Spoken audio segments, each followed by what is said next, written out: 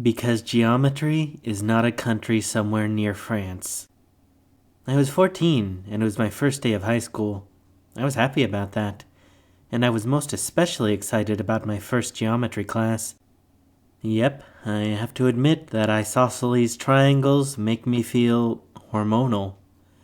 Most guys, no matter what age, get excited about curves and circles, but not me. Don't get me wrong, I like girls and their curves, and I really like women in their curvier curves.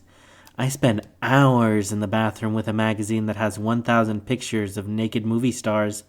Naked woman plus right hand equals happy, happy, joy, joy. Yep, that's right. I admit that I masturbate. I'm proud of it. I'm good at it. I'm ambidextrous. If there were a professional masturbators league, I'd get drafted number 1 and make millions of dollars. And maybe you're thinking, well, you really shouldn't be talking about masturbation in public. Well, tough. I'm going to talk about it because everybody does it. And everybody likes it. And if God hadn't wanted us to masturbate, then God wouldn't have given us thumbs. So I thank God for my thumbs. But the thing is, no matter how much time my thumbs and I spend with the curves of imaginary women, I am much more in love with the right angles of buildings. When I was a baby, I'd crawl under my bed and snuggle into a corner to sleep. I just felt warm and safe leaning into 2 walls at the same time. When I was 8, 9, and 10, I slept in my bedroom closet with the door closed.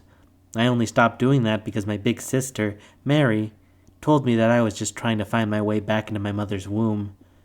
That ruined the whole closet thing. Don't get me wrong, I don't have anything against my mother's womb. I was built in there, after all. So I have to say that I am pro-womb, but I have zero interest in moving back home, so to speak. My sister is good at ruining things. After high school, my sister just froze. Didn't go to college, didn't get a job, didn't do anything. Kind of sad, I guess. But she is also beautiful and strong and funny. She is the prettiest and strongest and funniest person who ever spent 23 hours a day alone in a basement. She is so crazy and random that we call her Mary Runs Away. I'm not like her at all. I am steady. I'm excited about life. I'm excited about school. Rowdy and I are planning on playing high school basketball. Last year, Rowdy and I were the best players on the 8th grade team, but I don't think I'll be a very good high school player. Rowdy is probably going to start varsity as a freshman, but I figure the bigger and better kids will crush me. It's one thing to hit jumpers over 8th graders. It's a whole other thing to score on high school monsters.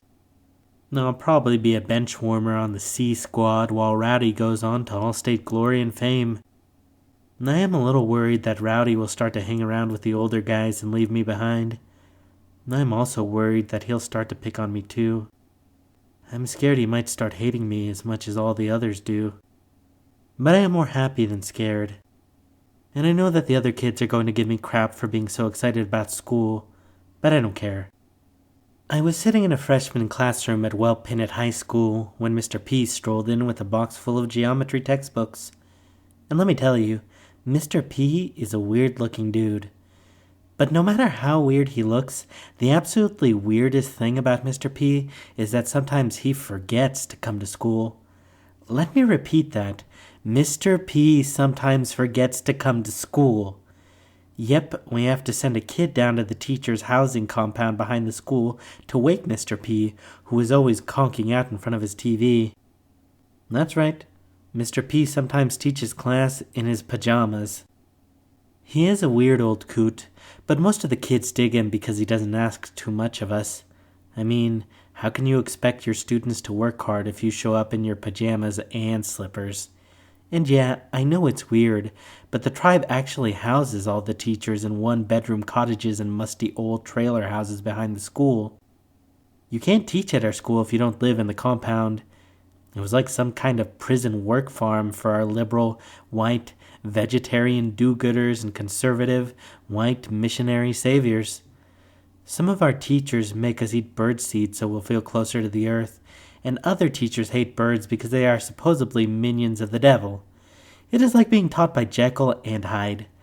But Mr. P isn't a Democratic, Republican, Christian, or devil-worshipping freak. He is just sleepy. But some folks are absolutely convinced he is, like, this Sicilian accountant who testified against the mafia and had to be hidden by that secret witness relocation program. It makes some goofy sort of sense, I suppose. If the government wants to hide somebody, there's probably no place more isolated than my reservation, which is located approximately 1 million miles north of important and 2 billion miles west of happy. But geez, I think people pay way too much attention to The Sopranos. Mostly, I just think Mr. P is a lonely old man who used to be a lonely young man, and for some reason I don't understand, lonely white people love to hang around lonelier Indians. All right, kids, let's get cracking, Mr. P said as he passed out the geometry books. How about we do something strange and start on page 1? I grabbed my book and opened it up. I wanted to smell it. Heck, I wanted to kiss it. Yes, kiss it. That's right, I am a book kisser. Maybe that's kind of perverted, or maybe it's just romantic and highly intelligent. But my lips and I stopped short when I saw this written on the inside front cover. This book belongs to Agnes Adams. Okay, now you're probably asking yourself, who is Agnes Adams? Well, let me tell you. Agnes Adams is my mother. My mother! And Adams is her maiden name.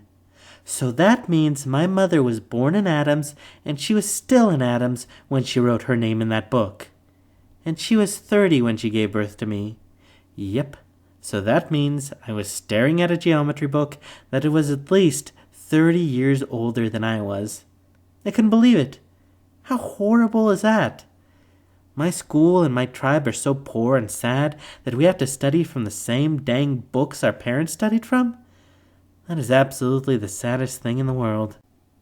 And let me tell you, that old, decrepit geometry book hit my heart with the force of a nuclear bomb. My hopes and dreams floated up in a mushroom cloud. What do you do when the world has declared nuclear war on you?